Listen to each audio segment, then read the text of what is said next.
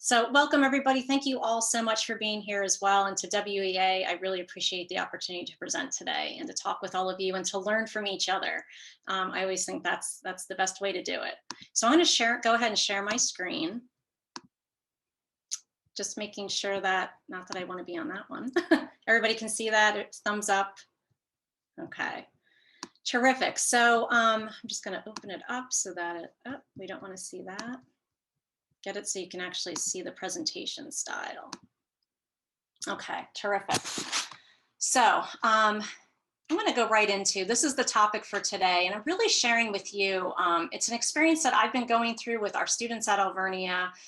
It's something fairly new for all of us, and so I wanted to share it with you and kind of here's some questions, comments about it, but also what you're involved in as well. So I'm going to go ahead and make this a little smaller. So I'd like to start with this quote. I am from the leadership discipline, that's my area, and I focus on student leadership development is my main area of focus through experiential activities, which is what all of us are involved in on an everyday basis. Along with the outdoor programming, I also work with students on a farm at our school too. But starting with this quote, I didn't know what to expect from the instructor. Would she be fair and accepting of who I am? This was from one of my students who shared from another student who was, thinking about taking a class with me. And I know the student very well, and it was one of his friends. And we had a great conversation over this comment, and it really opened my eyes to a whole new area of research and focus for our outdoor programming. Because it's not something that I ever thought of myself as that I would ever be unfair for any characteristic or any situation. But I wanted to do something about that for those students who were feeling this way. And so that they would be able to walk into the classroom or into a campus event or a leadership opportunity, to be able to feel like they were getting a fair chance at that. So I decided this is something we need to address, and we can do that. At least I'm part of this outdoor programming that we do, and we can start there.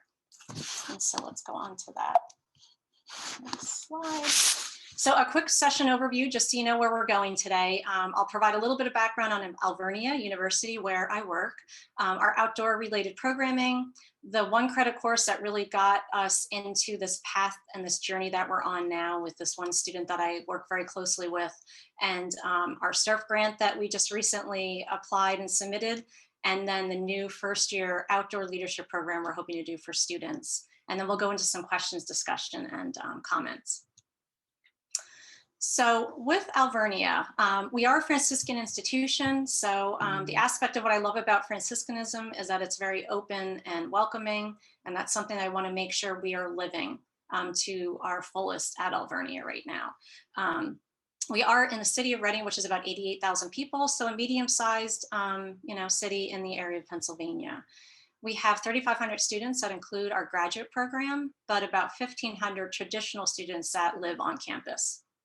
And our big kind of focus these days with our new president, which we're very excited about, is that there's more of an emphasis on those experiential learning opportunities. So that's exciting for our outdoor programming.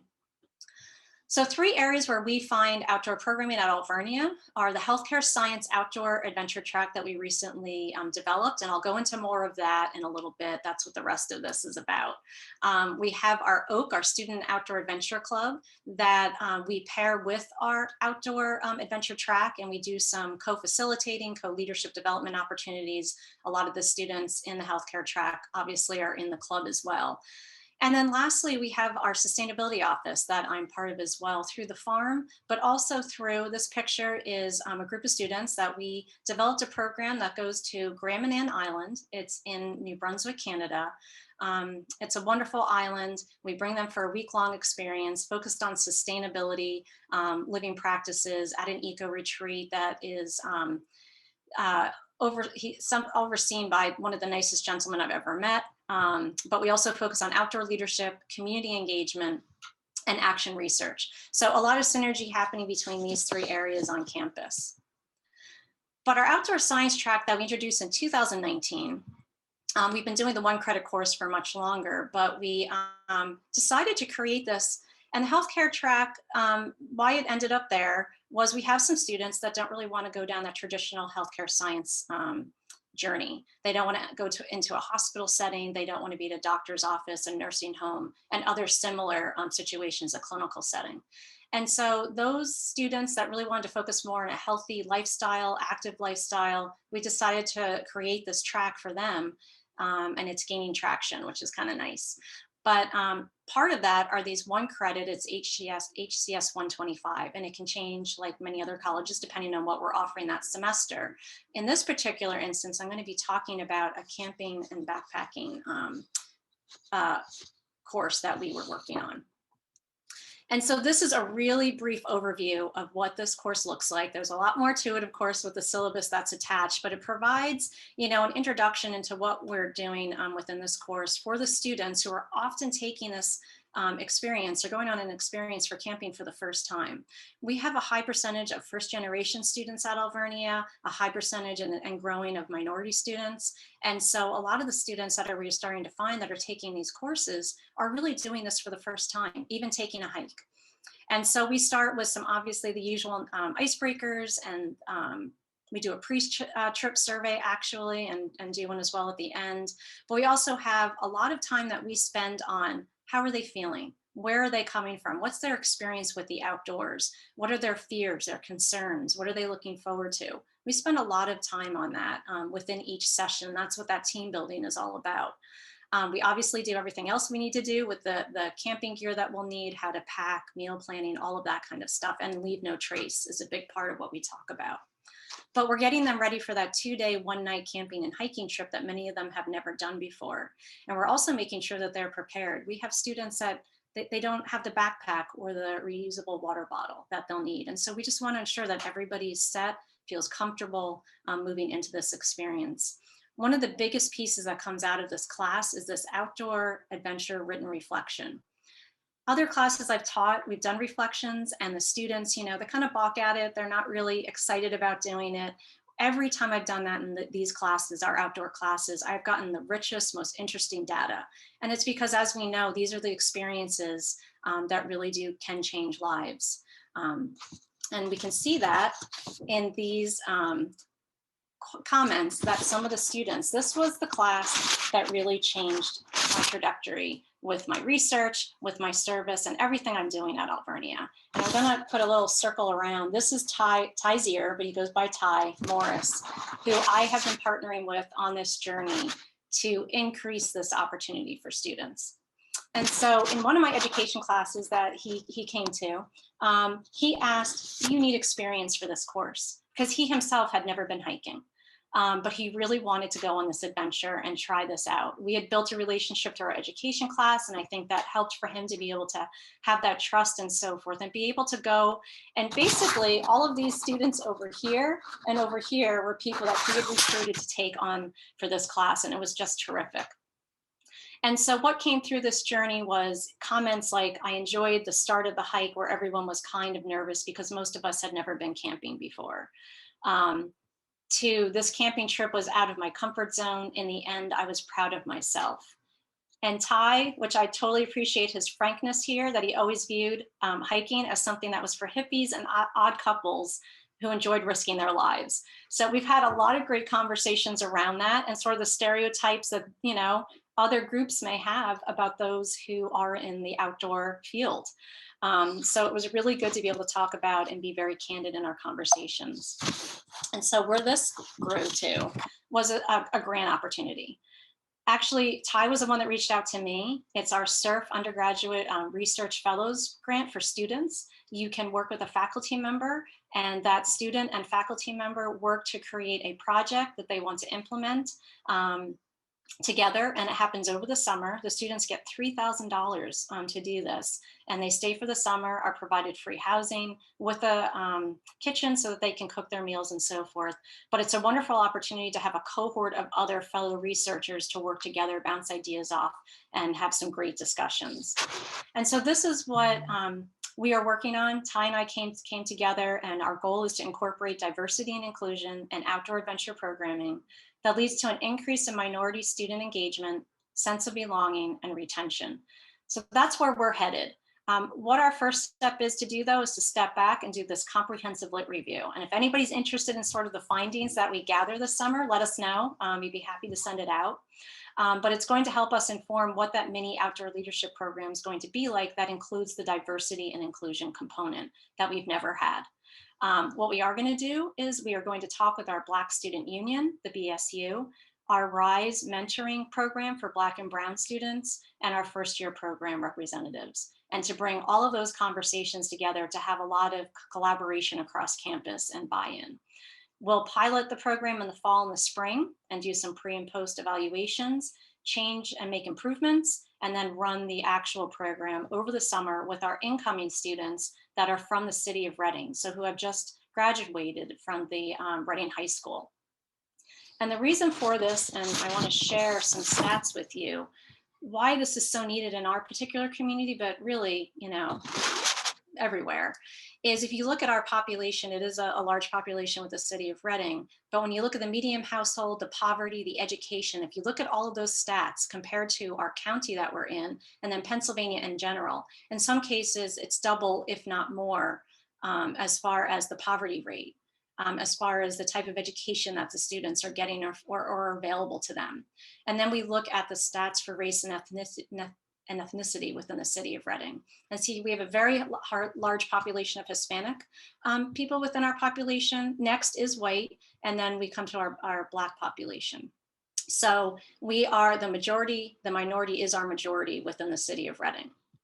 And then when we look at the high school, we also find that the data points show there's such a discrepancy between the two that border Reading School District and the Reading School District itself within the city of Reading. 17, almost 18,000 students are within that one school district. It's unbelievable. It's the fourth largest in our state compared to the other two that lie right outside of that school district.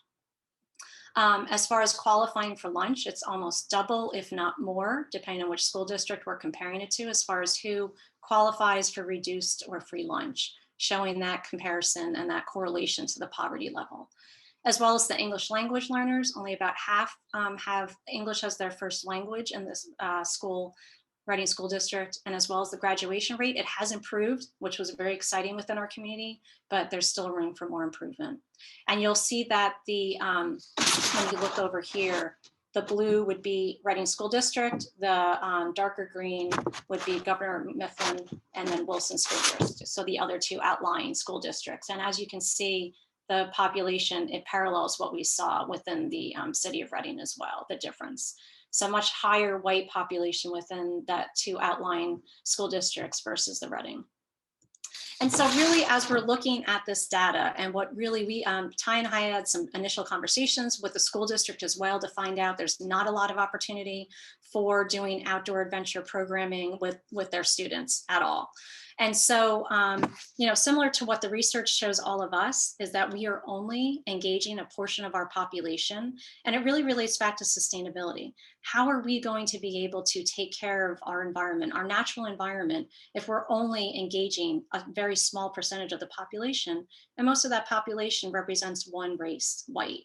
You know, and so how do we make and encourage other and more diverse populations to become part of this conversation, this activity?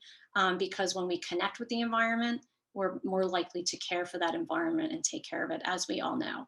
So we're excited at Alvernia to connect to our local school district with the city of Reading and to be able to take leaders, outdoor leaders and students from Alvernia and work with the high school students and teach them to eventually become leaders who can then create and lead programs for the middle school students and hopefully eventually the elementary school students. So we're hoping that through this leadership example and this program that we create a new, more diverse generation of outdoor leaders. So I will end with this. It's questions, comments, and discussion, whatever comes up and so forth. But these are two questions to maybe think about: is how are you and your organization integrating diversity and inclusion into your programming?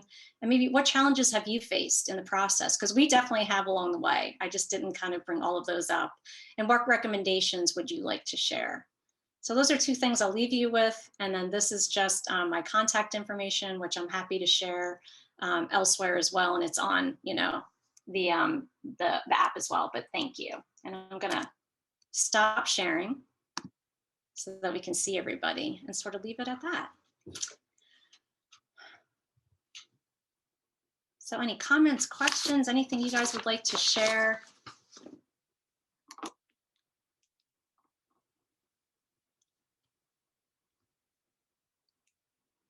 Any challenges that you have faced? Or go ahead, Jay, did you have something? Well, I was just going to remind people, if they're asking questions, you have to unmute yourself to talk. Yeah, let's see.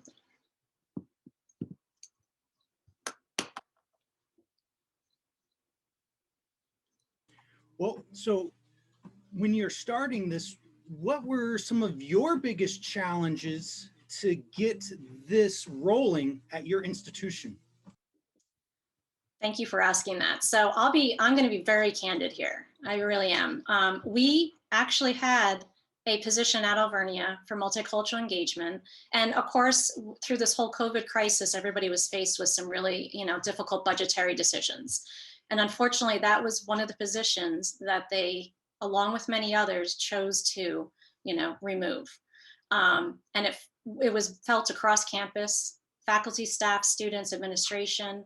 And so one of our biggest challenges is getting a position like that reinstituted at Alvernia and trying to navigate those other channels to make the difference and make things happen. And so we've come up with these different areas where each of us are taking on different research projects. We've created committees across campus. The BSU has been created. So there are other ways to get around that we have found, but we're not giving up on getting that position, reinstituted.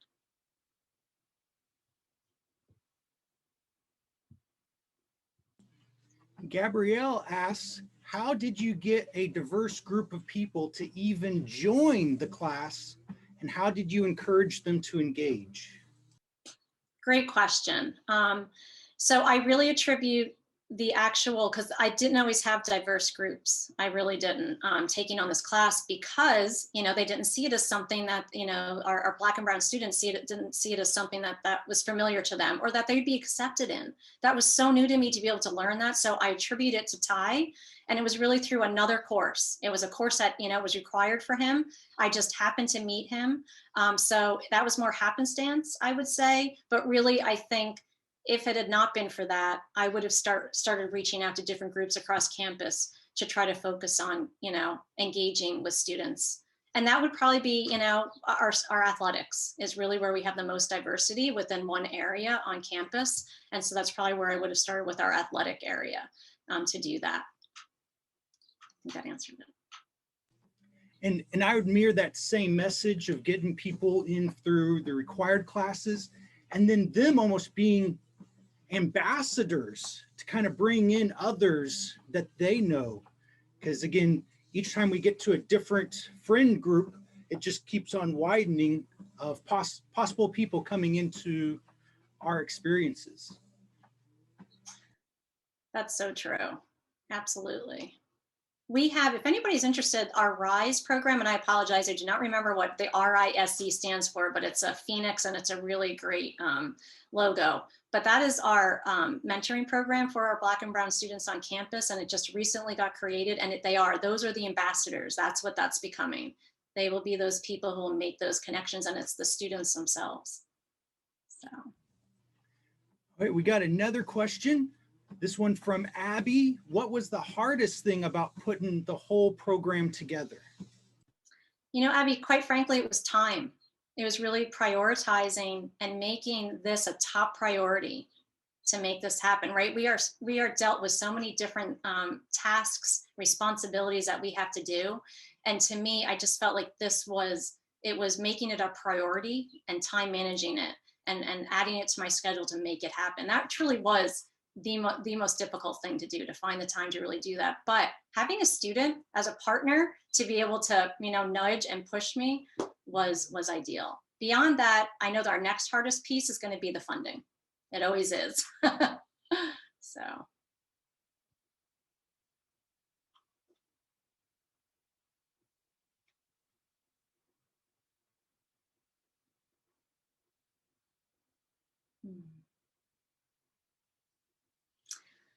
That was a great question. Sophie, yeah, about the, how do you balance engaging diverse students in outdoor education when they are often the ones with the more financial limitations? So we have gotten around that by, we thought we'd jump right into backpacking. And obviously, as we know, there's a lot going on with backpacking and the expenses and so forth and gear.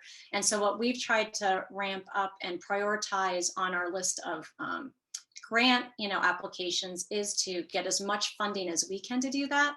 But what we try to do is offer activities that we know, such as day hikes. That's really where we've started. We do day hikes that don't take a lot. You don't even need a backpack for that. You just need a water bottle. Many times the students don't even have the water bottle. And so we have all of that on hand. So the way we've tried to get around that so that students don't feel, we make it very open that we have like almost like a store from where students can, grab these items and use them, and we'll supply those. So don't let that be the reason why you don't get involved. But good question. Okay, we got another question from Dodie. It looks like a group is there in the same room with her. Do you reach out to people with disabilities for your program? That is such a great question. And, absolutely. So I had, and it was the first time I had ever had it. We had an outdoor hike. I'm from originally Woodstock, New York. So the Catskills and the Gunks and stuff like that. And so we were going to the Gunk area in Minnewaska State Park. And I had this whole activity set out, not really thinking about that aspect. But I had a student who signed up for the course, and he was basically blind. He could see, sort of gray, but he was still blind and needed assistance and so forth. And I was like, oh my goodness, I'm going to need to rework this entire project. What happened was one of the best things. I realized that we had a conversation, we sat down, we spoke, and I realized because of he knew what he was able to do, he was willing to give this challenge a try. And we had a buddy system, and it was somebody he knew that came on the trip. And talk about making everybody feel awesome and successful and proud of the job everybody did. It was a team builder for everybody, and he made it. And we didn't change anything about the project. We just came together and worked with what the situation was. I wouldn't say, obviously, if somebody's in a wheelchair, we would have to adjust it, but we encourage students with disabilities and reach out to our education department that actually does a lot of that on our campus. It's a great question. Okay, from Ashley, is your institution implementing outdoor courses as a requirement for all majors or just the healthcare science track? I would like to say that they're even requirements, and they're not. So our healthcare majors can opt not to take this track because we have other tracks that they can take. So we're still trying to gain ground on getting more students to do it. But right now, that was the home we could find for the outdoor. We are not an outdoor campus. We're not an outdoor adventure campus. And so that's where it lies right now. We hope to see that change a bit more and add something to our leadership department. Good question. Okay, from Curran, how do you go about getting funding and convincing the school or organization of your program's importance? So what we have found that talking isn't enough. So we have to promote it. And so we have an article that went onto our website. We're trying to get coverage of when we do these activities. And I have definitely not been very good about doing that, but that's our plan moving forward, is to get as much coverage from the outside on our activities, which will help show the need and the interest from our students. That's our biggest area. If students want to do it, the funding comes. So good question. Okay, and I know that questions are rolling in right now because people are getting confidence, but we do have limited time. So this may be our last one. This is from Flip. What did you do to navigate around the COVID pandemic? And he was writing about that he went on a 48-hour experience with masks and things that kind of went along with that. So how did your program navigate COVID? That's a great question. So it's been all over the place, right? Depending on, there's so many different variables that happen. We started out in person at Alvernia, and we're able to have those, we're able to offer those programs comfortably, but we did have some students that, because of their high risk needs, were not able to be in person. And so they Zoomed in. they were able to do that. And we did that as much as we could. I even took people, once we got to a spot that we were going to start programming outside, we put them back onto Zoom again and incorporate them that way as best we could. And then I actually had to go out because my daughter came down with COVID. So I had to be the one Zooming in, and some of them were outside. So very creative, very creative.